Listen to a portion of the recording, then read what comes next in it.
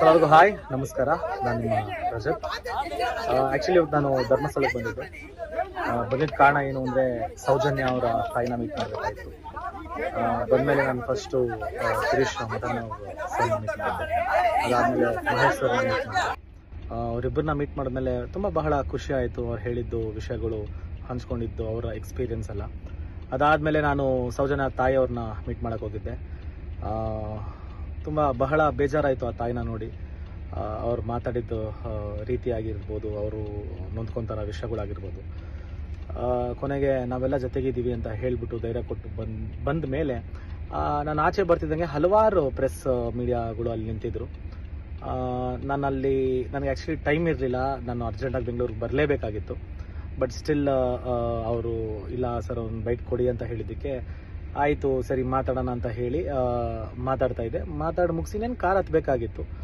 ಆವಾಗ ನಾನು ಅಲ್ಲಿದ್ದೆ ಅನ್ನೋ ಒಂದು ವಿಷಯಕ್ಕೆ ಅದೊಂದು ವಿಷಯ ಇಟ್ಕೊಂಡು ಪ್ರೆಸ್ ಅವ್ರ ಮೇಲೆ ಸಡನ್ನಾಗಿ ಜಗಳ ತೆಗೆದ್ರು.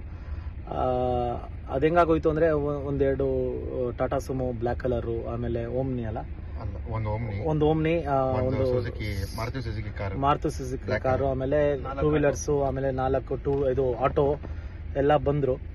ಬಂದ ಅದ್ರ ಸ್ವಲ್ಪ ಜನ ಮಾತಾಡ್ಸೋದ್ರು. ಅದಾದ್ಮೇಲೆ ಇನ್ನೇನು ಇಂಟರ್ವ್ಯೂ ಮುಗಿದ ಮೇಲೆ ಸಡನ್ ಆಗಿ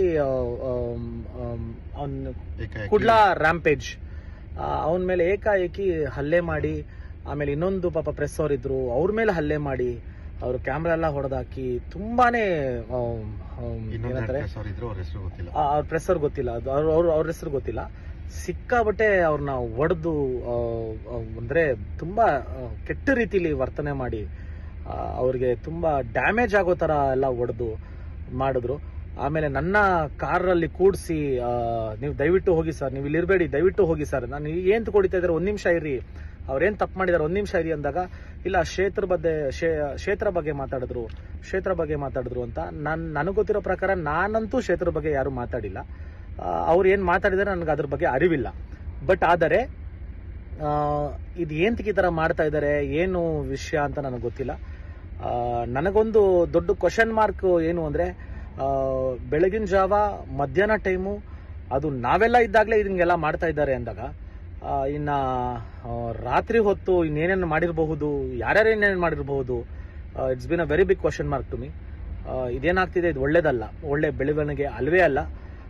ಈ ತರ ಪ್ರೆಸ್ ಅವ್ರ ಮೇಲೆ ಹಲ್ಲೆ ಮಾಡೋದಾಗ್ಲಿ ಒಡೆಯೋದಾಗ್ಲಿ ಮಾಡೋದು ತುಂಬಾ ದೊಡ್ಡ ತಪ್ಪು. ಇದಕ್ಕೆ ದಯವಿಟ್ಟು ಎಲ್ಲರೂ ಸ್ಟ್ಯಾಂಡ್ ತಗೊಬೇಕಾಗತ್ತೆ. ಯಾಕಂದ್ರೆ ಒಂದೊಂದು ಚಿಕ್ಕ ವಿಷಯನೂ ತುಂಬಾ ಹೈಲೈಟ್ ಮಾಡಿ ಮಾತಾಡೋ ಪ್ರತಿಯೊಂದು ಜನರು ಇವಾಗ ನನ್ನ ಕಣ್ಣು ಮುಂದೆನೆ ಇದಾಗಿದೆ. ಅವರು ಪಾಪ ಆ ತರ ಒಡೆದು ಅವ್ರನ್ನ ಮಾತಾಡಿದ್ದು ಆ ತರ ಮಾಡಿದ್ದು ತುಂಬಾ ಬೇಜಾರಾಯ್ತು. ಇವಾಗ ಅವ್ರು ಹಾಸ್ಪಿಟಲ್ ಅಲ್ಲಿ ಇದಾರಂತೆ.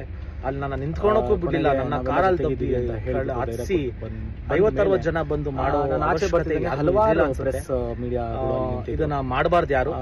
ನನ್ನಲ್ಲಿ ನನಗೆ ಆಕ್ಚುಲಿ ಟೈಮ್ ಇದಕ್ಕೆ ಆಕ್ಚುಲಿ ಕಾನೂನು ಪರ ಗಿರೀಶ್ ಆಗ್ಲಿ, ಆಮೇಲೆ ಮಹೇಶ್ ಆಗ್ಲಿ ಅದೇನು ಇಲ್ಲ ಸರ್ ಕೊಡಿ ಅಂತ. ಆಮೇಲೆ ನಾನೇನು ಹೇಳ್ಬೇಕಾಯ್ತು ಹೇಳಿ ಮಾತಾಡೋಣ ಅಂತ ಹೇಳಿ, ಆಮೇಲೆ ನಾನಂತೂ ಯಾವುದೇ ಕಾರಣಕ್ಕೂ ಯಾವ ಕ್ಷೇತ್ರದ ಬಗ್ಗೆ ಮಾತಾಡಿಲ್ಲ, ಆವಾಗ ಯಾವ ಇದ್ರ ಬಗ್ಗೆನೂ ಮಾತಾಡಿಲ್ಲ.